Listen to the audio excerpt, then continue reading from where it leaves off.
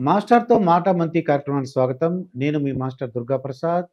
ఈరోజు మనతో పాటు పొలిటికల్ అనలిస్ట్ కృష్ణకుమార్ గారున్నారు. నమస్కారం మేడం. నమస్తే.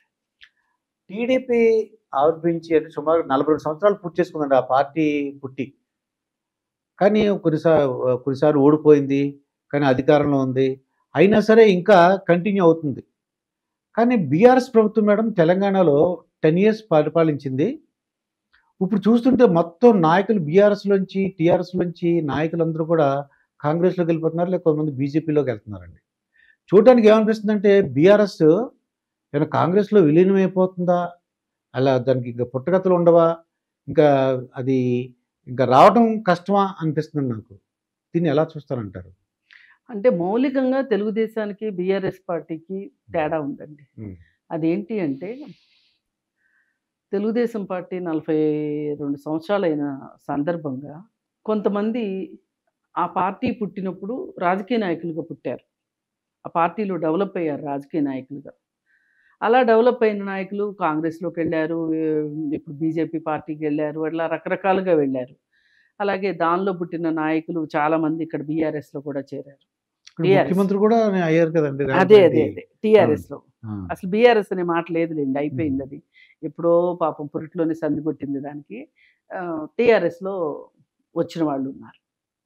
అయితే మరి ఈ పార్టీ చూసుకుంటే గనక టీఆర్ఎస్ పార్టీలో, ఆ పార్టీలో పుట్టి, ఆ పార్టీలోనే పెరిగి డెవలప్ అయిన వాళ్ళు ముగ్గురు. ఒకరు హరీష్ రావు, హ్మ్. ఇంకొకరు కేటీఆర్, కవిత. ఈ ముగ్గురే. అంటే కుటుంబ సభ్యులే అయ్యారు. అహా!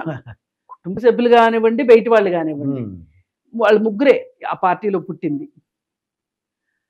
అందువల్ల ఏమవుద్దంటే మౌలికంగా ఈ వేరే పార్టీల నుంచి వచ్చిన వాళ్ళకి ఇక్కడ పరిస్థితులు బావున్నాయి అనుకుంటే ఉంటారు.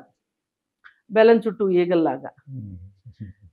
ఇప్పుడు వాడిపోయిన పువ్వు మీద తుమ్మెద వాలదు గదా! వాళ్ళదండి. వాలదు.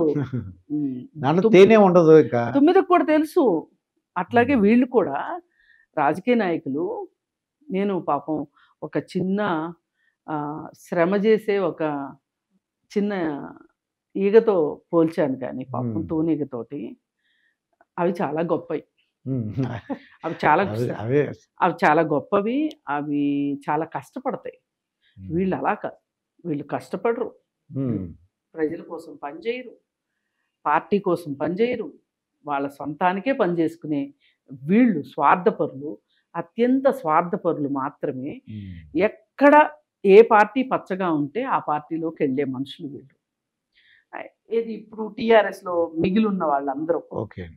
ఇప్పుడు పార్టీ మారుతున్న వాళ్ళు ఆ ముగ్గురు మినహా మిగతా వాళ్ళందరూ అదే కేటగిరీ. దీనిలోకొచ్చిన వాళ్ళంతా ఎవరొచ్చారండి? తెలుగుదేశం నుంచి వచ్చిన వాళ్ళున్నారు. కాంగ్రెస్ నుంచి వచ్చిన వాళ్ళున్నారు. బీజేపీ నుంచి వచ్చిన వాళ్ళున్నారు. అందువల్ల ఏంటంటే ఇక్కడ ఇప్పుడు పరిస్థితులు బాగలేదు.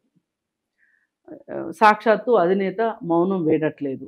ఆయన హ్మ్. వ్యూహాత్మక మౌనం పాటిస్తున్నారు. మొన్న ఎలక్షన్స్‌లో ఓడిపోయే ముందు కూడా ప్రజలను కూడా బెదిరించాడాయన. ఏమవుతది నేను ఓడిపోతే? మీకే నష్టం. నాకేంటి నేను ఫార్మ్ హౌస్‌లో ఉంటానన్నాడు. కానీ వాళ్ళ ఫార్మ్ హౌస్‌లో గూడా ఉండే పరిస్థితి లేదు ఆయనకి. కోర్ట్ గనక మూడో కన్ను తెరిసింది అంటే గనక ఫార్మ్ హౌస్‌ను గూడా సీజ్ చేయమనేంత పరిస్థితొస్తుంది. ఆయనకి మళ్ళీ నందినగర్‌లో ఇల్లే గతవుతది ఆయనకి.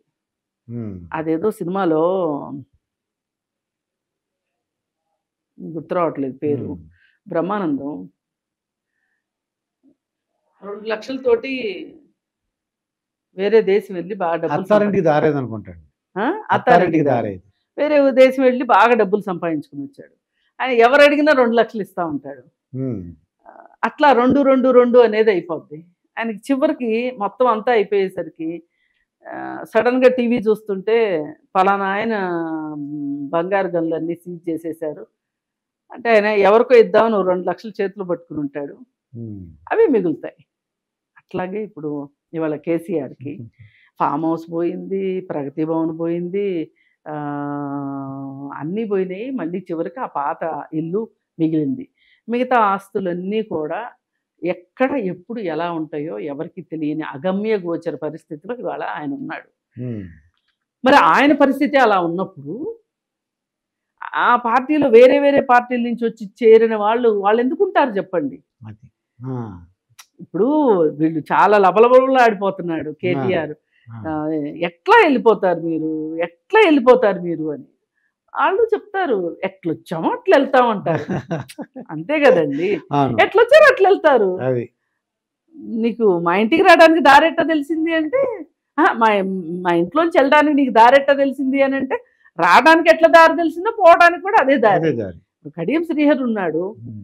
కడియం శ్రీహరి కూతురు, తండ్రి కూతురు ఇద్దరు కలిసి ఇప్పుడు పార్టీ మారుతున్నారు. మన సీటు కూడా ఇచ్చారండి ఆయన. అవునవును. తండ్రికో ముసలి పోస్టు, కూతురుకు ఒక వయసు పోస్టు ఇస్తారు. ఉమ్. అంటే ఈమెకేమో చిన్నది కాబట్టి ఒక ఎమ్మెల్యే పోస్టు, ఆయనకు ఏ నామినేటెడ్ పోస్టు ఇస్తారు. ఇప్పుడు కేకే లాంటి వాడు అది. కాంగ్రెస్ పార్టీలో ఆయన అనుభవించింది ఏదీ లేదు. ఇంత గొంతేసుకుని బాగానే అనుభవించాడు. ఆయన జీవితం మొదలే ఒక విప్లవకారుడిలాగా మొదలెట్టి కొడుకు విప్లవ్ అని పేరు పెట్టుకొని అట్నుంచి వచ్చి కాంగ్రెస్ పార్టీలు మొత్తం అనుభవించాడు. అనుభవించి అసలు నన్ను అడిగితే కాంగ్రెస్ పార్టీలు ఎక్కువ అనుభవించిన వాళ్ళే కాంగ్రెస్ని తన్ని బయటకు వచ్చారు. అవునండి. ఉమ్. అలా బయటకు వచ్చి ఇప్పుడు మళ్ళీ బయటికి రావడానికి ముహూర్తం కూడా ఖరారు చేసుకున్నాడు. అసలు ఈ కాంగ్రెస్ పార్టీకి కూడా నన్ను అడిగితే బుద్ధి ఉండాలి. ఇట్లా ఎల్లోని మీరు మా గేట్ ముట్టుకోవడానికి వీల్లేదు, గాంధీ భవన్ గేట్ ముట్టుకున్న ఊరుకోమనేటట్లుంటే వీళ్ళు అటు పోలేక ఇటు రాలేక త్రిశంకు స్వర్గంలో ఉంటారు. వీళ్ళని అట్లే ఉంచాలి. అంత అసహ్యం వేస్తుంది. అంటే నేను కూడా కాంగ్రెస్కి ఏమనిపిస్తుంది అంటే బీఆర్ఎస్ మొత్తం ఖాళీ అయిపోవాలి. ఖాళీ అవ్వాలి కాబట్టి తీసుకుంటుంది అనుకోండి. అది నేను అంటే వీళ్ళ ఏమనాలి దీన్ని, అసలు నువ్వు నేర్పిన నీరజాక్ష అన్న టైప్లో. అలా కూడా కాదు. వీళ్ళని తిట్టాలంటే మాటలు కూడా దొరకట్లేదు. అసలు అంత పదాలు దొరికినంత దరిద్రంగా తయారయ్యారు వీళ్ళు. అంటే వీళ్ళకి ఉపయోగం లేదు అన్న చోట, వీళ్ళకి లబ్ధి లేదు అనుకున్న చోట ఒక్క నిమిషం ఉండటానికి వీళ్ళు సిద్ధపడట్లా. నిన్నటి దాకా మొన్నటి దాకా ఏం మాటలు మాట్లాడారు. ఇవాళ ఇవన్నీ చూస్తే ఒకప్పుడు కేకేని ఎంత కాపాడిందో కాంగ్రెస్ పార్టీ, తప్పులకి ఒప్పులకి మంచికి చెడుకి. అసలు ఆయన వల్ల పార్టీకి ఎంత ఉపయోగపడి జరిగిందో తెలియదు. కానీ ఇంకా నన్ను అడిగితే విహెచ్ లాంటి మాస్ లీడర్ వల్ల చాలా ఎక్కువ ఉపయోగం జరిగింది. కానీ కేకే వల్ల ఉపయోగం జరిగిందని నేను అనుకోను. కానీ ఆయన పార్టీని వాడుకోవడం ఎట్లా అనే దాని విషయంలో బాగా ఆరితేరిన వ్యక్తి. ఇక్కడ మన బీఆర్ఎస్ చూస్తే బీఆర్ఎస్ అలా కుప్పకూలిపోవడానికి కారణం వలస వచ్చిన నాయకులు. అదే తెలుగుదేశంలో అయితే పుట్టిన నాయకులు ఉన్నారు. ఇప్పుడు అక్కడే పుట్టారు, అక్కడే అది ఒక పటిష్టమైన పార్టీగా ఉంది కాబట్టి అది కూడా ఒక రకంగా వయసు ఎక్కువ లేకపోయినా కానీ ఒక కాంగ్రెస్ పార్టీ లాంటిది. దాంట్లో ఒక యువ నాయకులు వచ్చి వాళ్ళు ఒక నాయకులుగా ఎమర్జ్ అయ్యి వాళ్ళు ఇదే మా జీవితం అనుకున్న వాళ్ళు అప్పటి వరకు అప్పుడున్న వాళ్ళు. ఇప్పుడు ఆయన ఉన్నారు గోదావరి జిల్లాలో ఒక యనమల రామకృష్ణుడు, ఆయన కాకుండా ఇంకొక ఆయన ఉన్నాడు మంచి ఫైర్ బ్రాండ్ ఒక లీడరు. వీళ్ళంతా రామానాయుడు కాదండి, ఒక పెద్ద ఆయన ఉంటాడు. ఆయన రాజమండ్రి గోరింట్ల బుచ్చయ్య చౌదరి. ఎంత లాయల్ పర్సన్ అండి. ఆయన ఎన్టీఆర్ దగ్గర నుంచి చూస్తున్నాడు. ఎన్టీఆర్ని తోను పనిచేశాడు, తర్వాత చంద్రబాబు నాయుడుతో పనిచేశాడు, ఇప్పుడు లోకేష్తో పనిచేయడానికి కూడా ఆయన ఏం ఫీల్ కావట్లా. ఎందుకంటే అలాంటి వాళ్ళు పార్టీ జెండా కోసం వచ్చారండి. జెండాను మోసిన వాళ్ళు అంత తొందరగా జెండాను కావాలని మోసిన వాళ్ళు మళ్ళీ జెండాను మోయటానికి సిద్ధంగానే ఉంటారు వాళ్ళు ఎప్పుడు అవసరమైతే అప్పుడు. ఇప్పుడు పోయినసారి ఎలక్షన్స్లో 2014లోనో ఏమో 2019లో ఓడిపోయినప్పుడు, తెలుగుదేశం ఓడిపోయినప్పుడు ఎవరో ఒక ఎన్ఆర్ఐ కుర్రాడు పెట్టాడు, ఈ పార్టీ బతకాలి, జెండాను మోసిన కార్యకర్తల కోసమైనా ఈ పార్టీ బతకాలి అని చెప్పి. అట్లా ఉన్నాళ్ళు ఉన్నారు. కానీ దీనికి ఈ పార్టీకి ఎందుకు లేరు అంటే ఇక్కడ ఎన్నికలే పరమావధి. ఆయన అలానే వాళ్ళని గ్రూమ్ చేసుకుంటా వచ్చాడు. ఏంటంటే ప్రతిసారి ఆయన శక్తిని నిరూపించుకోవాలన్న ప్రతిసారి కూడా, ఆయన ఏదైనా ఎదురు దెబ్బలు తింటున్న ప్రతిసారి కూడా రాజీనామా చేయటం, మళ్ళీ పోటీ చేయటం, రాజీనామా చేయటం, పోటీ చేయటం. ఎంతసేపు పదవిలో ఉండగా రాజీనామా చేయటం, మళ్ళీ ఎన్నికల్లో పోటీ చేయటం, మళ్ళీ గెలవటం. అందుకే నాకు చాలాసార్లు ఇలాంటివన్నీ ఈ గిరికీలన్నీ చూసిన తర్వాత అసలు పదవీ కాలంలో ఉండగా ఎవరైనా రాజీనామా చేశారు అంటే ఎవరైతే సెకండ్ ప్లేస్ లో ఉంటారో వాళ్ళే ఎమ్మెల్యే. అది వాళ్ళకి ఇచ్చే ఛాన్స్ ఇచ్చేయాలి. ఎవడైనా సరే పదవిలో ఉండగా పదవి కాలంలో రాజీనామా చేస్తే గనక నెక్స్ట్ ఎవరు మెజారిటీ ఎవరు ఉండటం అది ఒక పద్ధతి. రెండో పద్ధతి ఏంటంటే అసలు 10 ఏళ్ల పాటు డిస్క్వాలిఫై చేయాలి, ఎన్నికల్లో పోటీ చేయకుండా మూసుకుని కూర్చుంటారు. అప్పుడు పార్టీ మారినా ఇదే పద్ధతి, పదవిలో ఉండగా రాజీనామా చేసినా ఇదే పద్ధతి. ఇప్పుడు ఒకప్పుడు రాజీనామాలు చేశారండి.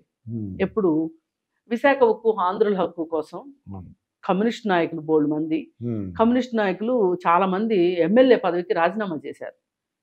విశాఖ ఆంధ్రుల హక్కు అని చెప్పి ఉద్యమం చేశారు. అలాంటి ఒక ఆశయం కోసం రాజీనామా చేస్తే అది వేరే విషయం. ఇక్కడ అట్లా కాదు, ఒళ్ళు బలిసి వీళ్ళ తల పొగరు చూపించుకోవడానికి వీళ్ళు రాజీనామాలు చేసి మళ్ళీ పోటీ చేయడం ఇది నేర్పించాడు. అంటే ఆయన దృష్టిలో ఎన్నికల్లో గెలవడం. ఈ మధ్య కాలంలో ప్రజలకేం చేశాం అనే దాని మీద ఆయనకు పట్టుదల లేదు, పట్టింపు లేదు.